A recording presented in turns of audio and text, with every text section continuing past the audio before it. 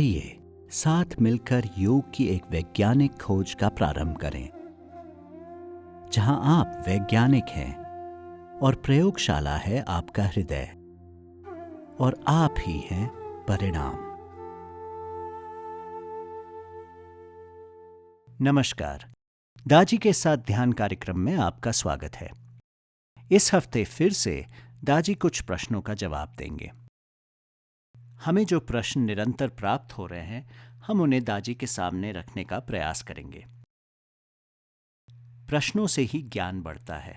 जब हमारे प्रश्नों का जवाब मिलता है, उससे ही हमें सीखने का मौका मिलता है। तो आइए शुरू करते हैं प्रश्न उत्तर का ये सत्र और उसके बाद करेंगे ध्यान दाजी के साथ।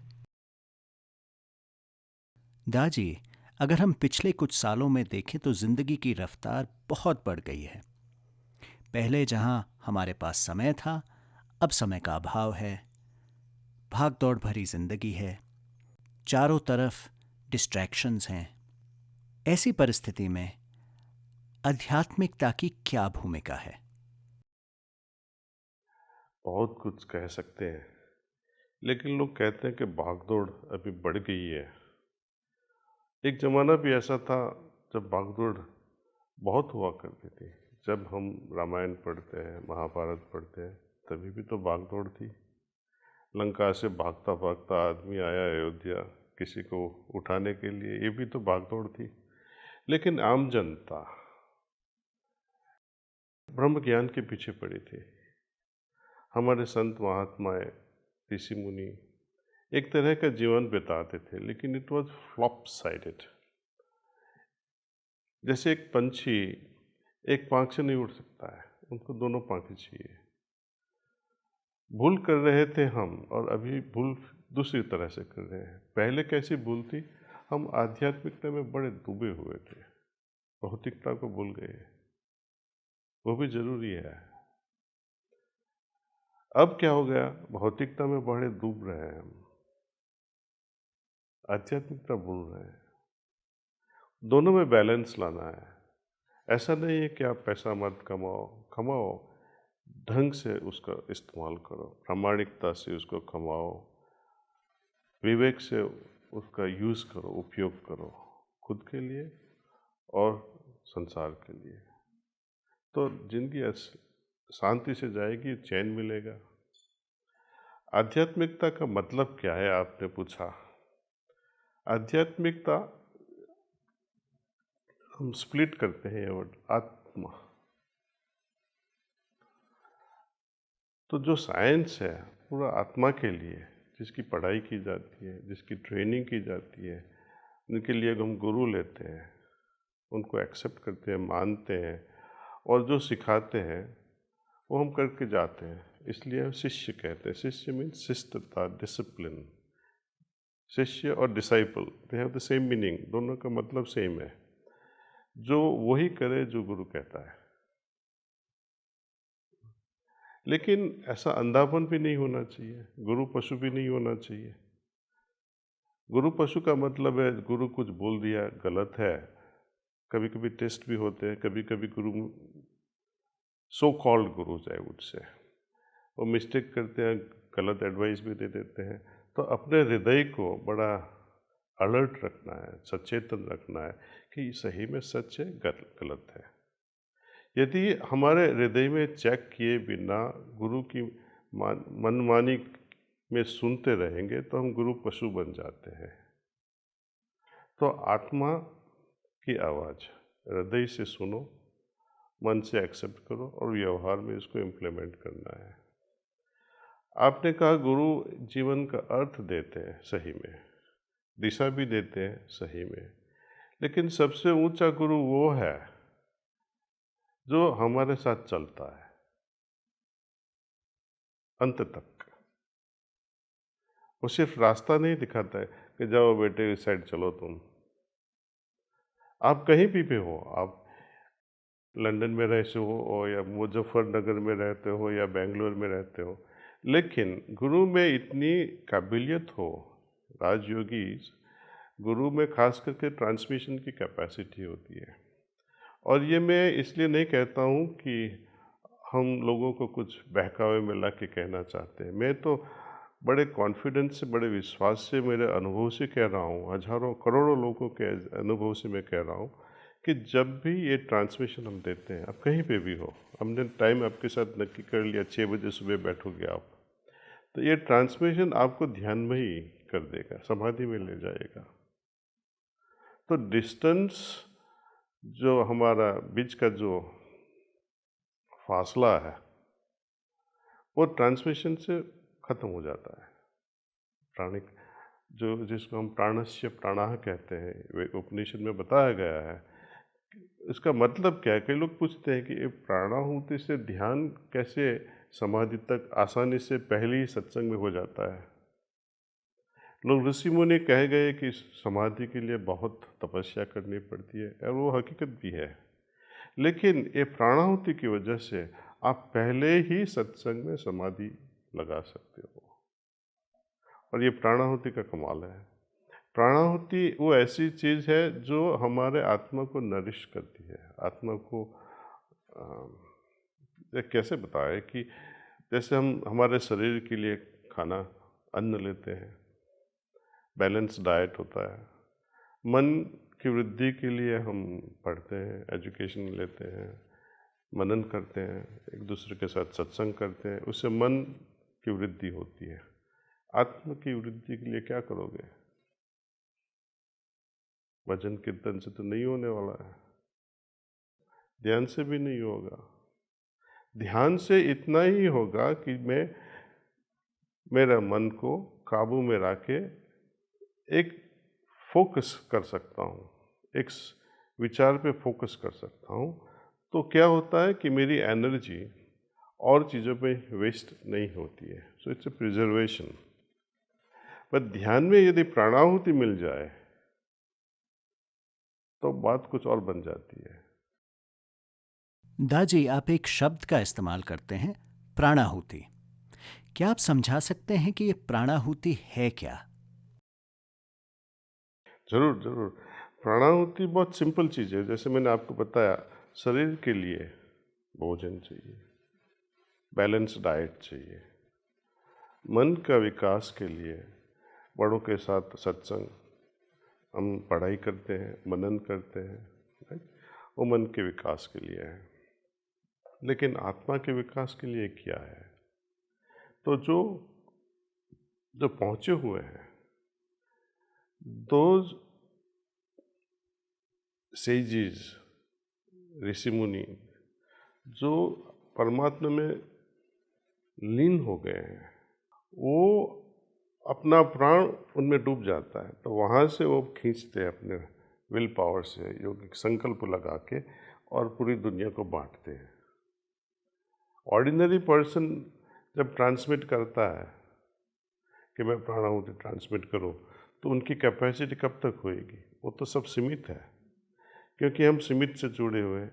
लेकिन जब हम असीमित से जुड़ जाते हैं तो ये फ्लो प्राणाहुति का होता है, वो भी असीमित टाइम तक रह सकता है, और जिसको जैसी ज़रूर वैसे वो पहुँचता रहता है ऐसे। तो ये प्राणाहुति है, और प्राणाहुति की वजह से सहज में हम ध्यान में डूब जाते हैं।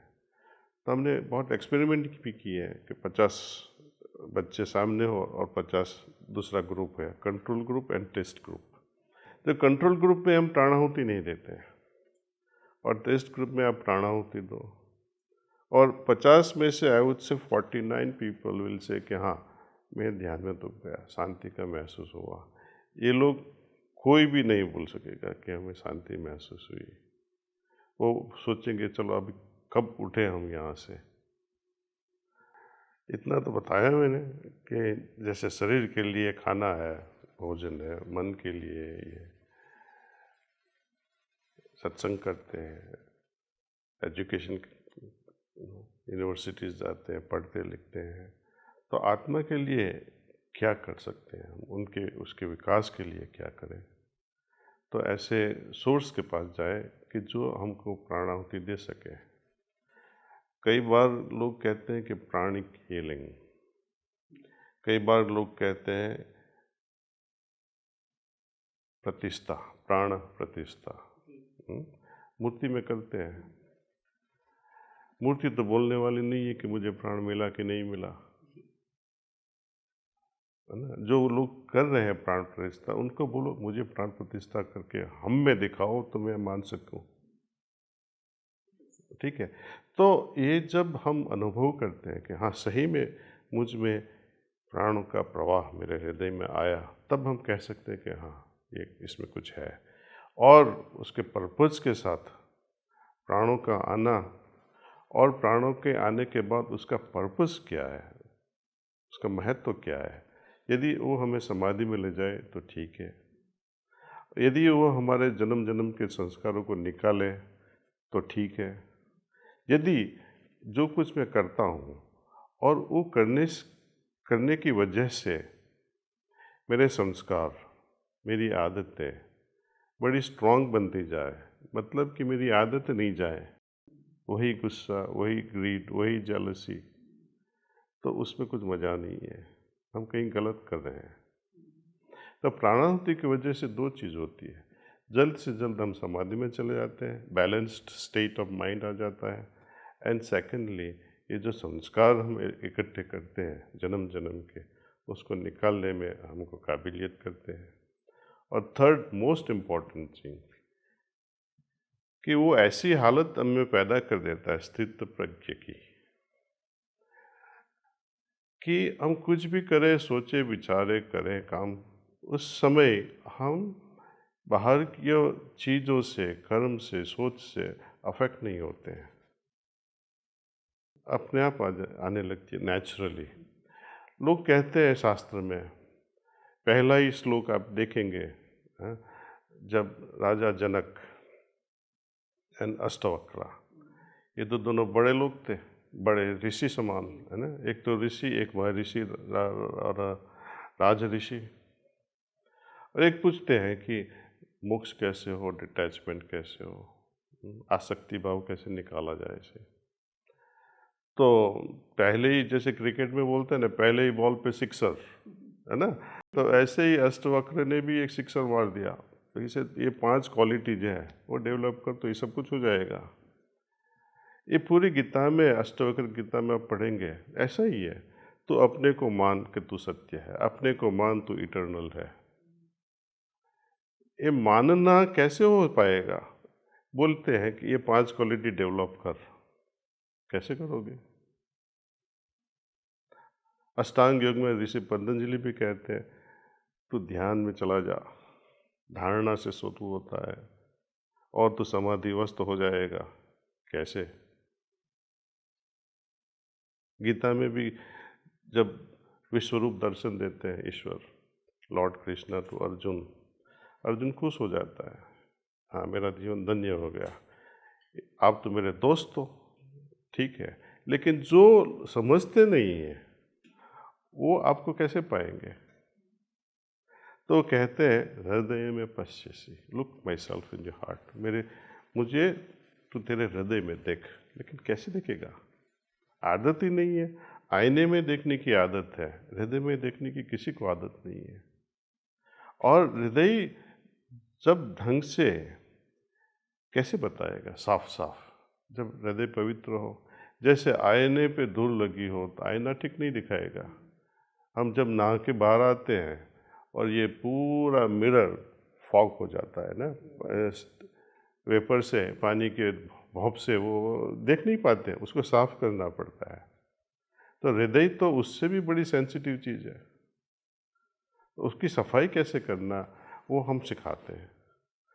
वो ट्रांसमिशन या प्राणाहुति की वजह से ही होता है। जैसे जैसे हमारा हृदय साफ होता जाता है, आत्मा पे लगे हुए संस्कार जन्म जन्म के जो पड़े हैं वो निकल जाते हैं, तो आत्मा की ओजस हमको महसूस होने लगती है।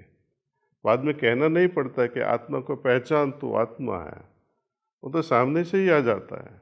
उसको बार बार याद नहीं करना पड़ता है, खुद को याद नहीं करना पड़ता है कि अर्चना जी मैं आत्मन हूँ, मैं किसी से आसक्ति से नहीं लगी हूँ, याद नहीं करवाना पड़ता।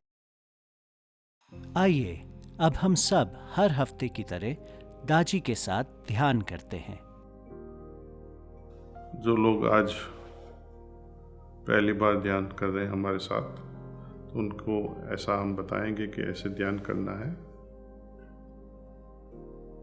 आपके पास से सभी भटकाने वाले साधनों को, जैसे फोन आदि को हटा दें और हृदय में ईश्वरीय प्रकाश की उपस्थिति है उस पर ध्यान करें। सोचिए कि यह दिव्य प्रकाश जो मेरे हृदय में मौजूद है वो मुझे उनकी ओर खींच रहा है, और मैं यहाँ से आपको प्राणाहुति भेजता रहूँगा, जिसका आप खुद अनुभव कर सकते हैं। इस विचार को जितना संभव हो उतनी देर तक बनाए रखें। अगर आपका ध्यान इस पवित्र विचार से भटक जाए और आपको बहुत से विचार आने लगे तो अपने आप को बस यही याद दिलाएं कि आप दिव्य प्रकाश की उपस्थिति पर ध्यान कर रहे हैं। सो लेट्स हम सब साथ में ध्यान करें। Please start meditation.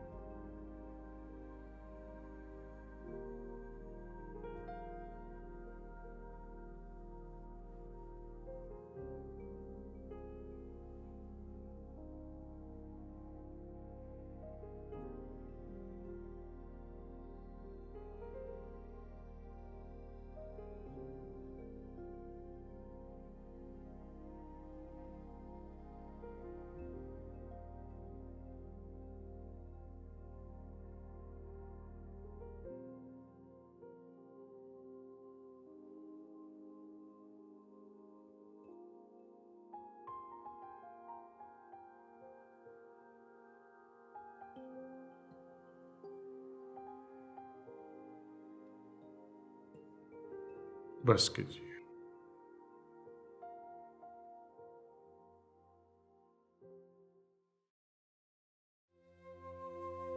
दाजी के साथ ध्यान कार्यक्रम में जुड़ने के लिए आपका धन्यवाद।